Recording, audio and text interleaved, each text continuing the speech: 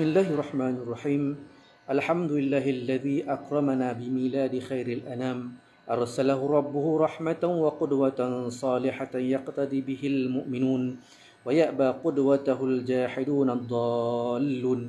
Allahumma salli wa sallim wa barik ala sayyidina Muhammadin alladzi ba'athahu Allahu lil iman munadiyan wa ila syari'atil gharra'i hadiya wa da'iyan wa bil ma'rufi amira wa 'anil munkari nahiya ونشر في الناس مبادئ العدالة الاجتماعية والحرية والمساواة والإخاء حتى صار الناس بعد ذلك بنعمة الله إخوانا وعلى آله وصحبه الذي سلكوا طريقه واتبعوا نهجه وهديه.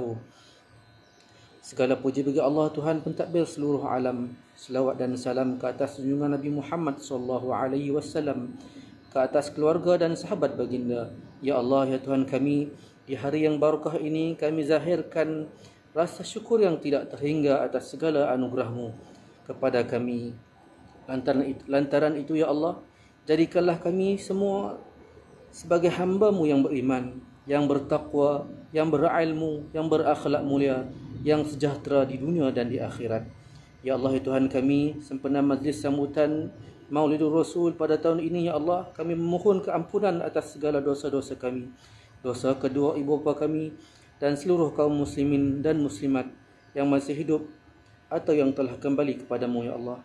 Allahumma inna nas'aluka rahmatan min 'indika tahdi biha qulubana wa tajma'u biha umurana wa talummu biha sya'athana wa taruddu biha al-fitan 'anna wa tuslihu biha dinana wa dunyana. Kami juga memohon restu dan rahmat-Mu, ya Allah, sempena sambutan Maulidur Rasul pada tahun ini. Semoga Engkau, ya Allah, memberi hidayah dan petunjuk kepada hati-hati kami. Engkau perkukuhkanlah perpaduan kami, Engkau menjaminkan rezeki kami, Engkau memberi kekuatan serta semangat yang tinggi kepada kami. Dorongkanlah kami ke arah melaksanakan kebaikan dan amal soleh, serta kami memohon kepadamu, ya Allah, dipanjangkan usia, diliputi dengan sihat wal afiyah. Allahumma ya Hayyu ya Qayyum ya Zal Jalali wal Ikram. Kami pohonkan juga kepadamu, ya Allah, keselamatan, kesejahteraan, keamanan, kemakmuran dan keberkatan kepada kami.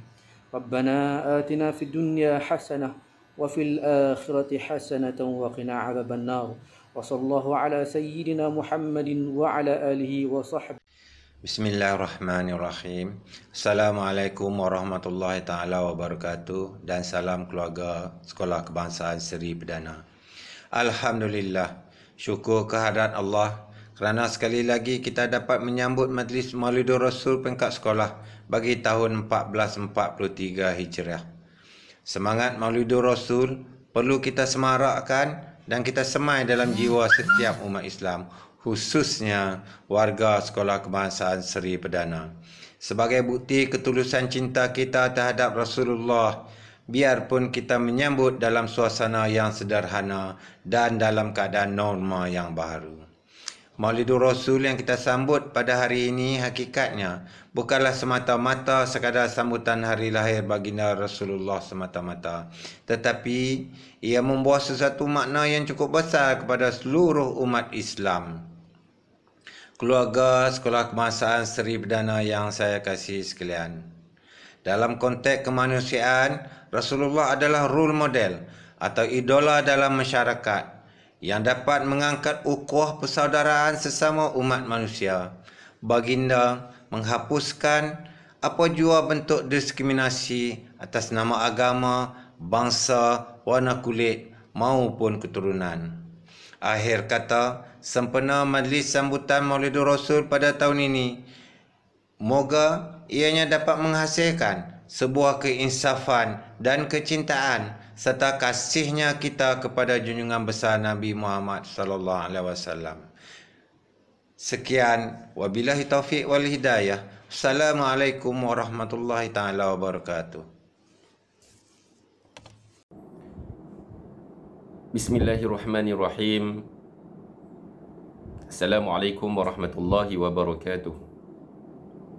Alhamdulillahi rabbil alamin. Wassalatu wassalamu ala ashrafil anbiya'i wal mursalin وعلى آله وصحبه أجمعين. اللهم علمنا ما ينفعنا وانفعنا بما علمتنا وزدنا علما.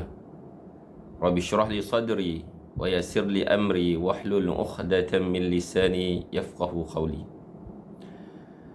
Yang berusaha Tuan Guru Besar Barisan-Barisan Pentadbir Sekolah Kebangsaan Seri Perdana, barisan guru-guru, ustaz-ustazah, seterusnya kepada seluruh anak-anak Seri Perdana yang dikasihi sekalian. InsyaAllah pada kali ini pertemuan kita dalam majlis maya sambutan Maulidur Rasul 1443 Hijrah. Pada kali ini kita akan menyambut Hari Maulidur Rasul di alam maya ini dengan satu rakaman insya-Allah yang Ustaz akan menceritakan seberingkas sejarah kelahiran Nabi kita, Nabi Muhammad sallallahu alaihi wasallam. Allah Subhanahu wa taala berfirman, A'udzu billahi minasyaitonir rajim. Kuntum khairu ummatin ukhrijat lin-nas ta'muruna bil ma'ruf wa tanhauna 'anil munkar wa tu'minuna billah. Allah Subhanahu wa taala berfirman, sesungguhnya kamu adalah sebaik umat dari kalangan umat-umat yang terdahulu untuk menyuruh manusia membuat kebaikan dan mencegahnya daripada melakukan kemungkaran, seterusnya beriman kepada Allah Subhanahu wa taala. Allah Subhanahu wa taala memuliakan umat Nabi Muhammad dengan mengangkat darjat mereka. Kemuliaan ini yang didapati dengan sebab adanya insan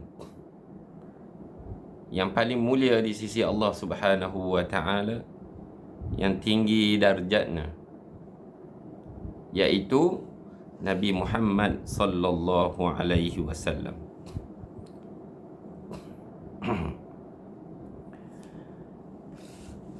Sejarah kelahiran Nabi Muhammad sallallahu alaihi wasallam ini sering disambut saban tahun.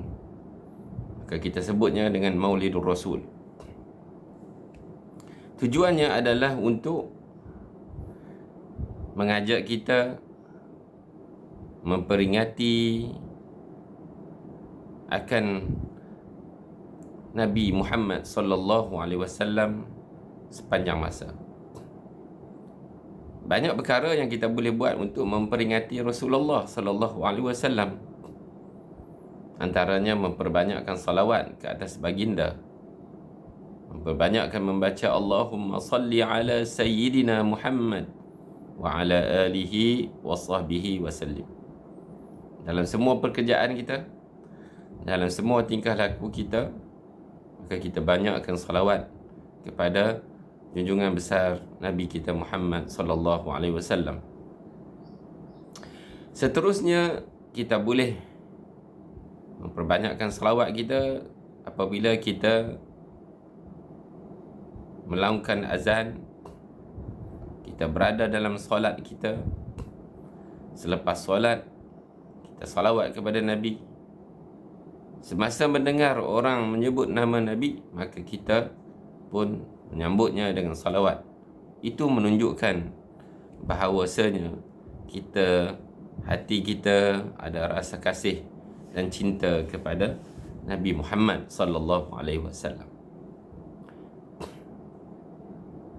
Nabi Muhammad sallallahu alaihi wasallam dilahirkan pada tanggal 12 Rabiul Awal pada tahun gajah. Hari baginda dilahirkan adalah pada hari Isnin. Hari Isnin ini banyak peristiwa berlaku pada Nabi SAW. Hari Isnin juga Nabi diangkat menjadi Nabi. Pada hari Isnin juga Nabi SAW berhijrah dari Mekah ke Madinah. Dan Nabi masuk ke Madinah pada hari Isnin. Dan pada hari Isnin juga Nabi SAW wafat. Ada beberapa perkara yang berlaku semasa kelahiran Nabi Muhammad SAW. Dipanggilnya irhasat, kejadian yang luar biasa. Semasa Rasulullah SAW masih berada dalam kandungan ibunya, bondanya Aminah, bondanya tidak pernah merasa susah semasa mengandungnya, seperti mana yang dialami oleh ibu-ibu yang lain. Ketika bonda Aminah mengandungkannya, tanah-tanah di persekitaran kawasan kediaman bonda Aminah ini yang pada dahulunya kering bertukar menjadi subur. Manakala pohon-pohon kayu yang rimbun mengeluarkan buah yang lebat, begitu juga haiwan-haiwan. Mereka tahu akan lahirnya insan yang paling mulia, maka mereka sibuk membicarakannya, membincangkannya, meraihkannya, melahirkan rasa seronok. Semasa kelahiran Nabi SAW, bonda Aminah ditemani oleh Maryam, iaitu ibu Nabi Isa AS, dan juga Sarah, isteri Nabi Ibrahim, dan juga Hajar, ibu kepada Nabi Ismail, dan juga Asiyah. Allah Subhanahu wa ta'ala memuliakan Nabi dengan memberi peristiwa-peristiwa ini berlaku kepada bonda Nabi SAW. Semasa baginda dilahirkan, Aminah, bonda Nabi, menyaksikan satu cahaya yang keluar dari tubuh baginda. Cahaya yang keluar daripada tubuh baginda, cahaya tersebut menyinari sehingga ke istana Syam di Busra. Ini adalah peristiwa yang menarik yang diceritakan oleh ulama-ulama. Bahkan Abdul Muttalib, Datuk Nabi SAW, dia berkata, ketika aku sedang berada di Kaabah semasa kelahiran Nabi, tiba-tiba berhala jatuh daripada tempatnya, tunduk ke bumi. Lalu aku mendengar satu suara berkata, telah lahir Nabi pilihan yang akan memusnahkan berhala-berhala dan mensucikannya daripada penyembahan. Ini diceritakan oleh Abdul Muttalib. Kemudian semasa kelahiran Nabi juga berlaku satu goncangan di istana Kisra, Mahligai Kisra, yang menyebabkan beberapa tiang serinya, iaitu sebanyak 14 tiang serinya telah jatuh dan runtuh. Ini menunjukkan bahawa akan lahir seorang insan, Rasul, Nabi yang terakhir, yang akan menyampaikan agama Allah Subhanahu wa ta'ala dan memadamkan penyembahan api. Api yang berada di negara Parsi pada ketika itu yang tidak pernah padam selama hampir 1000 tahun, tiba-tiba telah padam dengan sendirinya. Begitu juga dengan satu tasik yang dianggap suci telah tenggelam ke dalam tanah dan kering.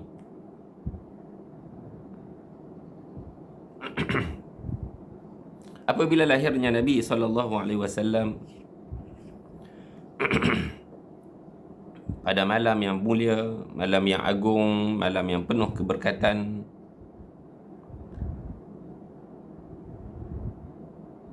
Allah Subhanahu wa taala telah mewujudkan, menghantarkan Nabi ini, Nabi Muhammad sallallahu alaihi wasallam ke dunia ini. Maka lahirlah seorang insan yang paling mulia di sisi Allah Subhanahu wa taala oleh ibunya Sayyidah Aminah, berdasarkan kepada pernikahan yang sah dengan ayah baginda, iaitu Abdullah.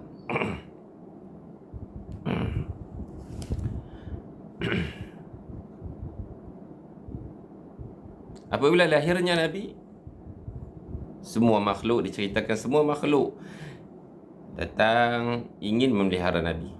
Hingga kan sekawan burung datang, malaikat datang mohon kepada Allah Subhanahu Wa Taala biar mereka yang menjaga Nabi.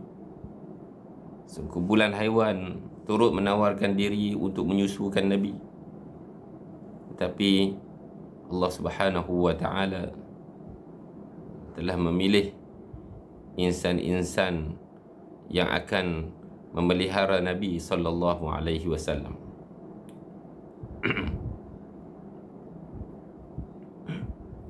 Sekarang kita tengok kepada nasab keturunan Nabi sallallahu alaihi wasallam. Nama Nabi adalah Muhammad bin Abdullah bin Abdul Muttalib bin Hashim bin Abdul Manaf bin Qusay bin Kilab, daripada keturunan Adnan yang berakhir silsilah ini kepada Nabi Ibrahim alaihi salam. Itu di sebelah ayah Nabi sallallahu alaihi wasallam.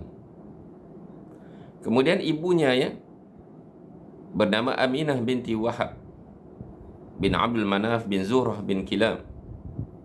Maka di sinilah silsilah keturunan ibu dan ayah Nabi sallallahu alaihi wasallam bertemu di Kilab itu.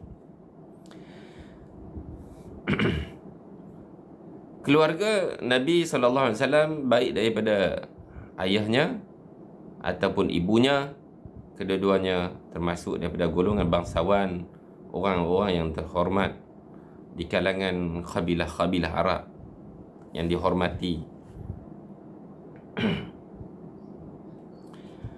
Dan perlu kita tahu bahawa Rasulullah sallallahu alaihi wasallam berasal daripada keturunan Arab Quraisy. Quraisy, daripada bangsa Quraisy, Arab yang berbangsa Quraisy, yang mana kita tahu dia, bangsa Quraisy ini adalah bangsa yang mempunyai kehormatan yang tinggi di kalangan orang-orang Arab. Kemudian Nabi disusukan oleh ibu susu dia yang pertama, iaitu Suwaibah Aslamiyah. Kemudian baginda diserahkan oleh ibunya kepada seorang perempuan yang baik budi pekertinya, iaitu yang bernama Halimah Sa'diyah, daripada Bani Sa'ad, kabilah daripada Hawazin. Tempatnya tidak jauh daripada kota Mekah, tempat Nabi SAW berada. Di perkampungan Bani Sa'ad inilah Nabi SAW diasuh dan dibesarkan sampai berusia 5 tahun. Apabila semasa Halimah Sa'diyah menjaga Nabi SAW, berlaku peristiwa-peristiwa yang sangat menarik, yang sangat menggembirakan hati. Antaranya ialah Halimah apabila dia mula memelihara Nabi, menyusukan Nabi, ladang-ladang Halimah Sa'diyah yang dulunya kering, kemarau, kembali hijau subur. Binatang-binatang ternakan yang dahulunya kurus kembali, mengeluarkan susu seperti kambingnya, mengeluarkan susu yang banyak. Halimatus Sa'diyah dan juga suaminya pernah beberapa kali melihat tumpukan-tumpukan awan berjalan di atas kepala Nabi SAW pada ketika mana matahari yang panas, untuk melindungi Rasulullah SAW. Kemudian apabila Nabi berusia 6 tahun, malaikat Jibril AS datang mengambil Nabi untuk mencuci dadanya. Dibelah dada oleh malaikat Jibril dan dicuci di dalam bejana emas dengan air Zam-Zam, lalu diletakkan semula di tempatnya, membersihkan hati Nabi SAW. Pada usia 6 tahun juga Nabi SAW kehilangan ibunya, iaitu Aminah.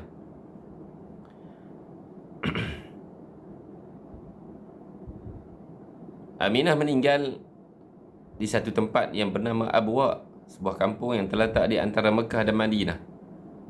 Kemudian baginda dipelihara oleh Ummu Aiman, hamba perempuan bagi bapa saudara Nabi SAW, yang dimana dibayar oleh datuknya Abdul Muttalib.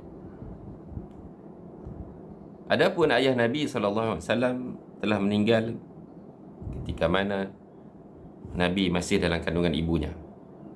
Pada usia 8 tahun,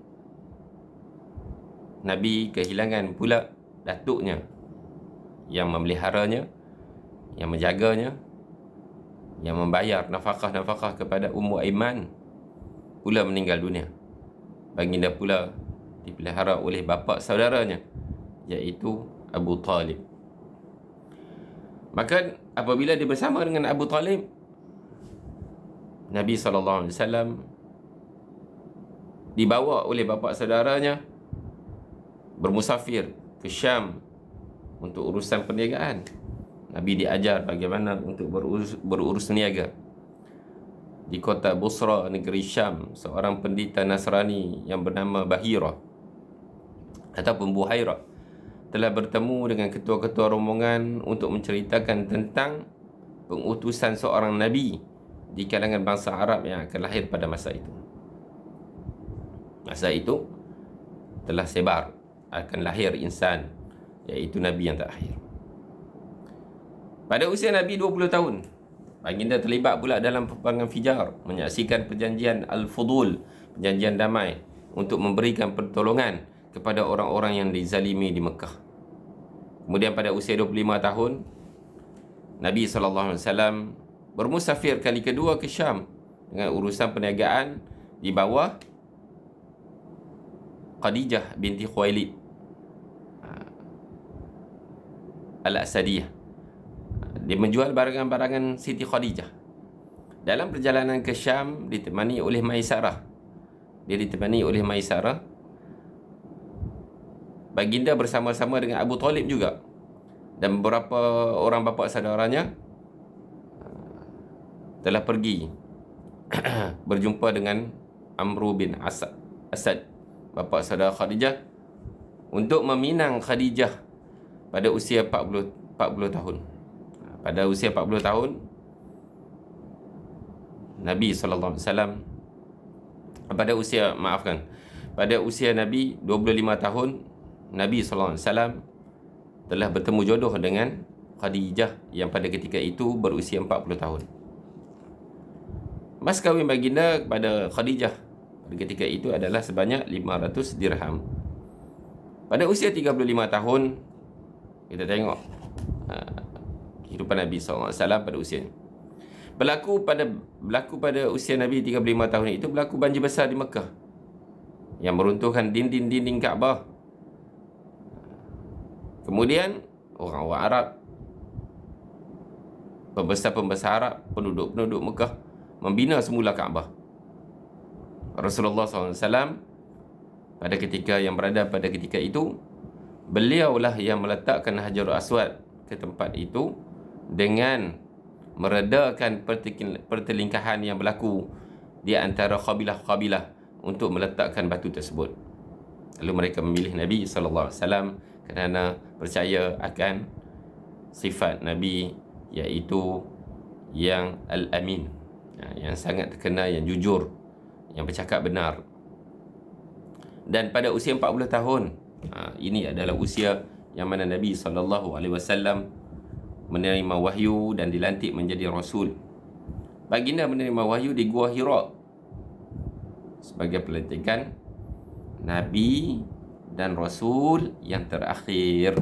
Maknanya, Nabi adalah Nabi yang terakhir, Rasul adalah Rasul yang terakhir. Tidak ada lagi Nabi dan Rasul selepas Nabi Muhammad sallallahu alaihi wasallam. Kalau ada orang yang mengaku kata dia adalah Nabi, maka dia pendusta besar. Kalau ada orang yang mengaku kata dia Rasul, maka dia adalah pendusta besar. Dia terkeluar daripada Islam. Tidak diterima Islamnya kerana dia telah mengaku dia menjadi Nabi. Maka Nabi Muhammad sallallahu alaihi wasallam adalah Nabi yang terakhir. Tak boleh ada orang lain yang mengaku dia Nabi selepas Nabi Muhammad sallallahu alaihi wasallam. Kemudian pada usia 53 tahun, Nabi berhijrah daripada kota Mekah, berhijrah ke Madinatul Munawwarah dengan ditemani oleh Sayyidina Abu Bakar As-Siddiq, sahabat Nabi yang paling baik, yang sentiasa bersama dengan Nabi kemana pun Nabi pergi. Orang yang pertama yang membenarkan kata-kata Nabi adalah Sayyidina Abu Bakar As-Siddiq. Nabi telah sampai ke Madinah pada tanggal 12 Rabiul Awal juga. Dan akhirnya Nabi SAW wafat di Madinah pada usia 63 tahun pada hari Isnin juga, iaitu dikatakan tarikh yang sama juga, iaitu 12 Rabiul Awal. Kemudian kita tengok isteri-isteri Rasulullah. Isteri-isteri Rasulullah ini antaranya ialah, yang pertamanya Khadijah binti Khuwailid. Yang keduanya Saudah binti Zamah. Yang ketiga Aisyah binti Abu Bakar, iaitu anak Sayyidina Abu Bakar. Yang keempatnya Hafsah bin Umar, anak Sayyidina Umar Al-Khattab. Yang kelima Ummi Habibah binti Abu Sufyan. Yang keenam Hindun bin Umayyah, juga digelar dengan Ummu Salamah. Yang ketujuhnya Zainab bin Jahsh. Yang ke-8 Maimunah binti Haris. Yang ke-9 Safiyah binti Huyai bin Akhtab. Dan yang ke-10 Zainab bin Khuzaimah. Digelar juga dengan Ummu Masakin, ibu orang-orang miskin. Itu antara isteri Rasulullah SAW. Adapun anak Nabi, yang kita tahu anak Nabi ada 7 orang, iaitu 3 lelaki dan 4 perempuan, iaitu Qasim, Abdullah, Ibrahim, Zainab, Ruqayyah, Ummi Kalsum dan juga Fatimah Az-Zahra. Itu anak-anak Nabi.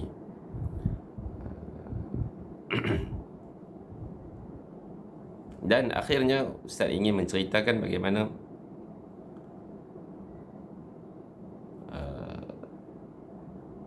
seekor unta. Ustaz akhiri dengan cerita bagaimana binatang juga merindui Rasulullah sallallahu alaihi wasallam. Diceritakan bahawa pada satu hari Nabi SAW masuk ke kebun kurma. Lalu Nabi SAW melihat seekor unta. Lalu unta itu datang kepada Nabi SAW dan duduk dan meletakkan lehernya kepada Nabi SAW. Lalu unta ini dia mengeluarkan satu suara. Kemudian Nabi SAW mengusap pipinya, kepalanya unta ini. Lalu Nabi pun bertanya kepada orang yang berada di situ, siapakah pemilik unta ini? Lalu seorang pemilik unta ini pun berkata, saya wahai Rasulullah. Lalu Rasulullah kata, mahukah kamu menjualkannya kepada aku? Lalu pemilik unta ini kata, wahai Rasulullah, jika kamu mahu, aku berikan sahaja kepada kamu. Maksudnya dia bagi free. Kalau betul-betul Rasulullah nak, ambil je, free dia nak bagi. Tetapi dia kata, wahai Rasulullah, aku hanya ada satu ni je unta. Dialah yang tolong aku buat kerja. Aku mencari rezeki dengan dia lah. Dengan unta inilah aku mencari rezeki. Lalu Rasulullah SAW berkata kepada pemilik unta ini, aku dapati unta ini, kata Rasulullah, kamu telah bebankan dia, dia mengadu kepada aku, kamu telah bebankan dia dengan kerja-kerja yang berat. Lalu kamu tidak memberi makan dia dengan cukup. Rasulullah kata kepada pemilik unta ni bahawa unta ni mengadu kepada dia.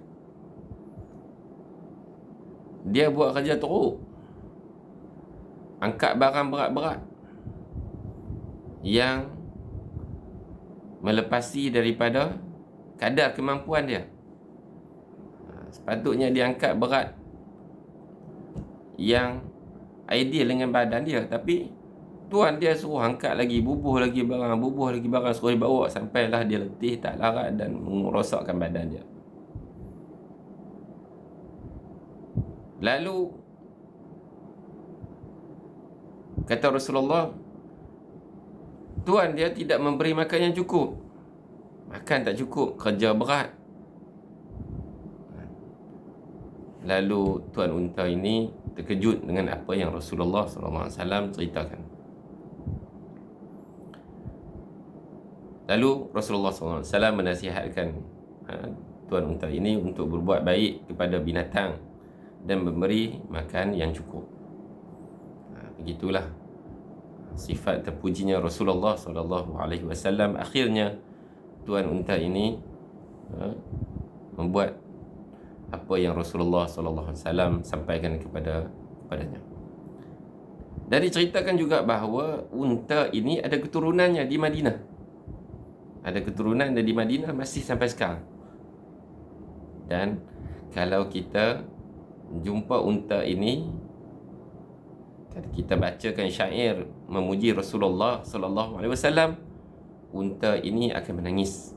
Keturunan unta yang buat kerja ini masih ada lagi di Madinatul Munawwarah.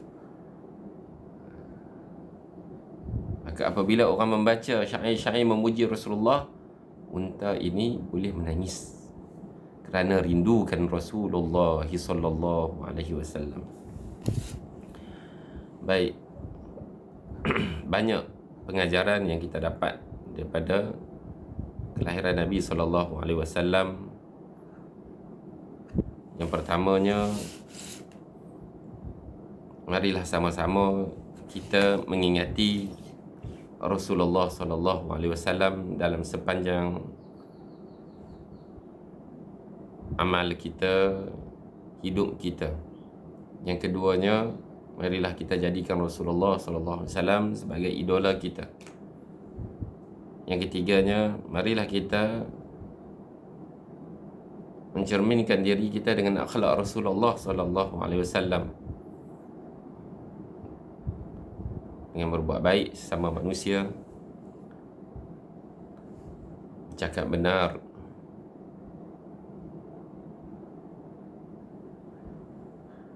seterusnya